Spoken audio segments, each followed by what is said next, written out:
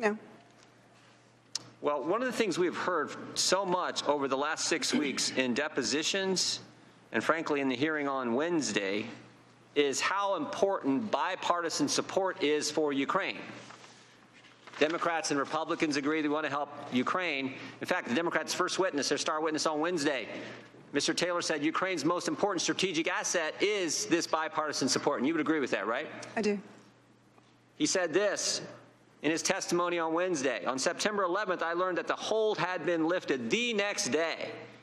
Ambassador Taylor said, I conveyed this news to President Zelensky and the Ukrainian foreign minister, and I reminded Mr. Yarmak of the high strategic value of bipartisan support for Ukraine and the importance of not getting involved in other countries' elections. Now, here's where Adam Schiff jumps in.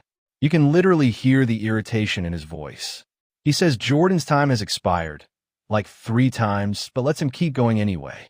Finally, Schiff basically says, look, if there's a question, ask it. Otherwise, I'm about to gavel you down. And Jordan fires back. Our patience wore out with you a long time ago, Mr. Chairman. That's classic Jim Jordan right there. So what I'm wondering is, this is the day after the aid's been lifted that Ambassador Taylor made this statement to the Ukrainian government. And he makes this after there's nothing been done by Ukraine to influence our election. Because President Zelensky didn't announce he was doing an investigation and the aid was lifted. But he felt he needed to say that. But in 2016, when we know that the majority of Ukrainian politicians want Clinton to win, because it was said by a member of parliament, when the ambassador to the United States from Ukraine writes an op-ed criticizing then-candidate Trump, when Mr. Avakov calls candidate Trump all kinds of names, nobody goes and talks to him and tells him to knock it off. Did you have any conversations, Ambassador, with Victoria Nuland or Secretary of State Perry about what was going on in 2016 and this majority of Ukrainian politicians being for candidate Clinton and not and opposed to President Trump? No, I did not. No one did anything. No one did anything. You see why maybe the president was a little concerned about what went on in Ukraine, and you couple that with the corruption level that we know exists in Ukraine, you add to that this idea that he's not a big fan of foreign aid, why he might be a little concerned about sending the hard-earned tax dollars of the American people to Ukraine? I'm sorry, is there a question there? There was. Okay. Could you repeat it, please?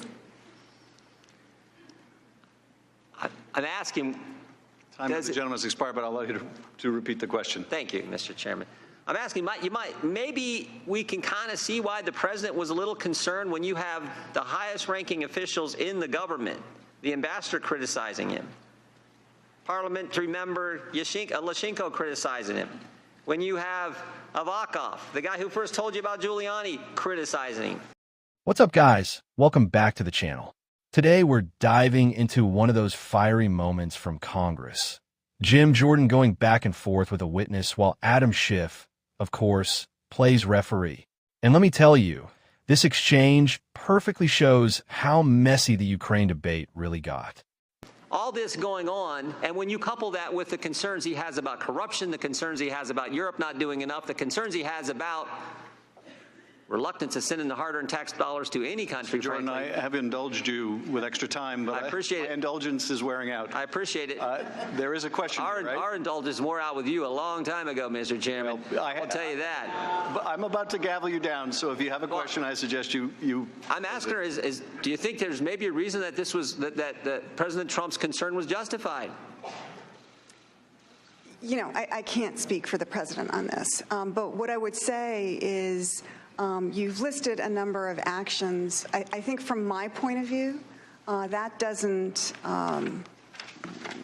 create a Ukrainian government strategy to interfere in our election. I didn't say that. Mr. Jordan, please allow the ambassador to answer the question. So I would just say that, you know, U.S. politicians will often criticize policies of foreign counterparts, even perhaps during their elections.